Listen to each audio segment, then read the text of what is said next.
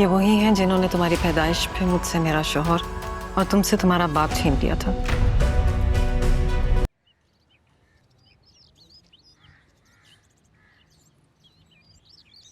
अस्सलाम वालेकुम। वालेकुम सलाम।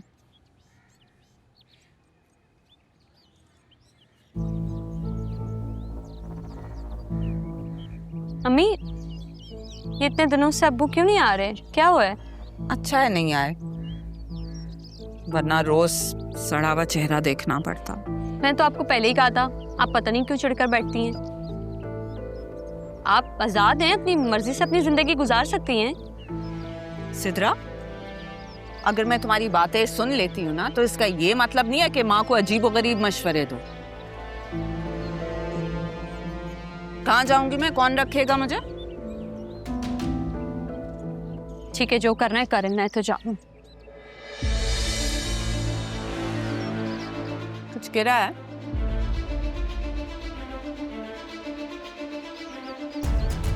सिद्रा, इतने पैसे कहाँ से आए हैं?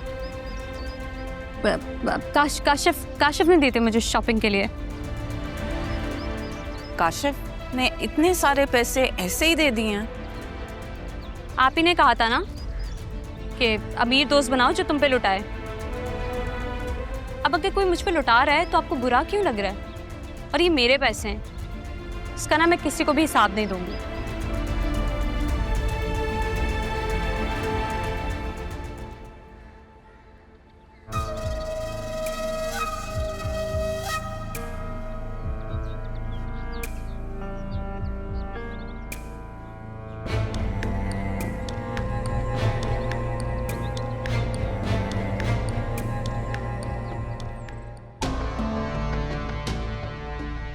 एक तो अच्छा हुआ पापा घर पर नहीं थे, उन्होंने नहीं देखा। अम्मी को तो मैंने काशिफ का कहकर टाल दिया है, लेकिन अगर उन्होंने काशिफ से पूछ लिया तो नहीं नहीं नहीं नहीं, नहीं काशिफ तो है ही नहीं यहाँ। आइडिया, जो झूठ मैंने अम्मी को बोला है वही थोड़े चेंज के साथ काशिफ को कह दूंगी। हाँ, इस तरह काशिफ को लगेगा कि मैं उसकी वर्त बना रही हूँ।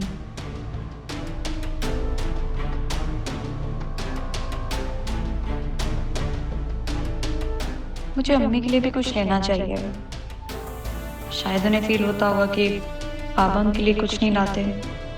हाँ, मैं ना अब उनके लिए कल लेकर आऊंगी, वो भी खुश हो जाएंगी।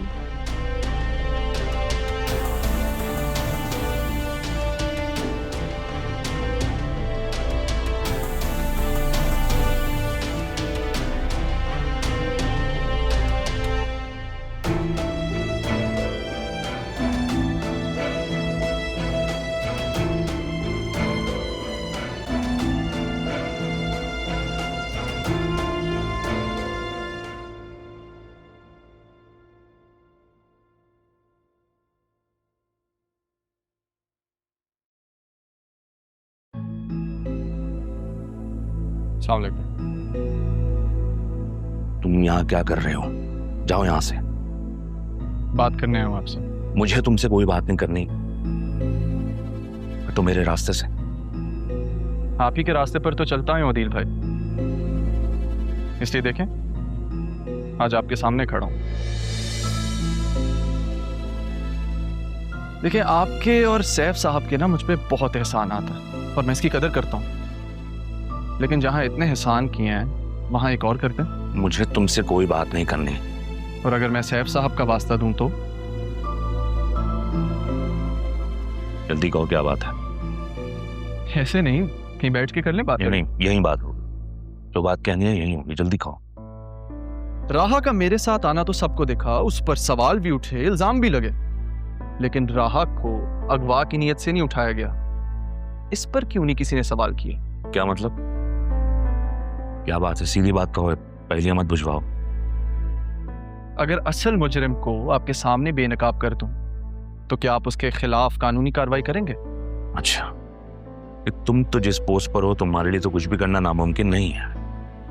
आपने और सैफ साहब ने मुझे ऐसा कोई लुकमा नहीं खिलाया जिससे मैं आपके खिलाफ नमक हरामी करूं। लेकिन आपने ये क्यों नहीं सोचा दिल भाई कि आपकी भांजी के ना आने से फायदा किसे हुआ? आपके सामने तो यही दिखाया गया कि इसमें राहा का कसूर है, लेकिन कोई तो ऐसा था जिसने इस चीज का फायदा उठाया। I mean think about it, इस कसूर की आड़ में आपकी बतूल का निकाह जरियून से हो गया। बकवास बंद करो अपनी। हमारी पोस्ट का एहतराम कर रहा हूं, वरना धक्के देने यहां से बाहर निकाल देता। आपकी नजर उस पर क्यों नहीं जा रही जिसने निकाह करवाया है? और एक हकीकत और बताऊं आपको, ये सिर्फ अगवा नहीं, मर्डर का प्लान था।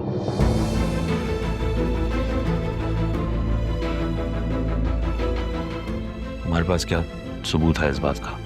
सच पूछें तो मैं सच के बहुत करीब हूं। बस चंद सबूत रह गए हैं, जैसे ही मेरे हाथ लगेंगे पूरा केस आपके सामने लाके रख दूंगा। उसके बाद अगर मेरी खता हुई तो जो सजा आपकी होगी मुझे कबूल है, ये वादा है मेरा। बस आपसे एक गुजारिश है मेरी, तारा आंटी और राहा को अकेला मत छोड़ें, उनका कोई कसूर नहीं। आपको पता है उस घर में आपके अलावा कोई सगा नहीं है उनका। सच बाहर आने तक आपको अपनी जुबान बंद और आंखें खुली रखनी पड़ेंगी। अगर इंफॉर्मेशन लीक हो गई तो दुश्मन होशियार हो जाएगा। मुझे आपके साथ की भी जरूरत है। Thank you.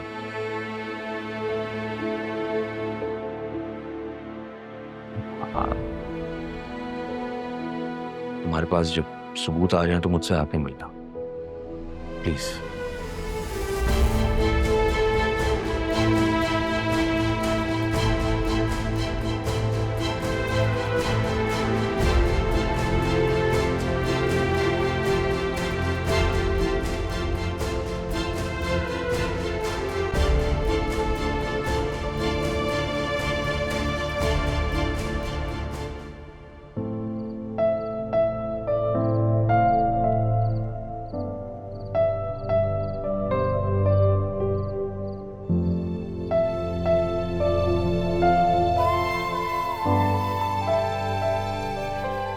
बस आपसे एक गुजारिश है मेरी,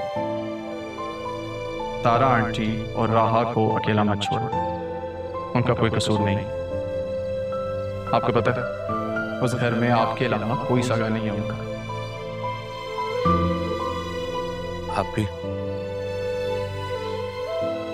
आप ही सुने,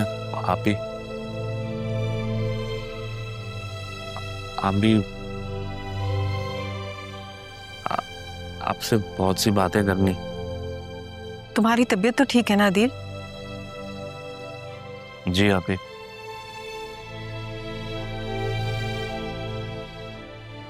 आप अगर चाय बना के ले आए तो फिर बात करें।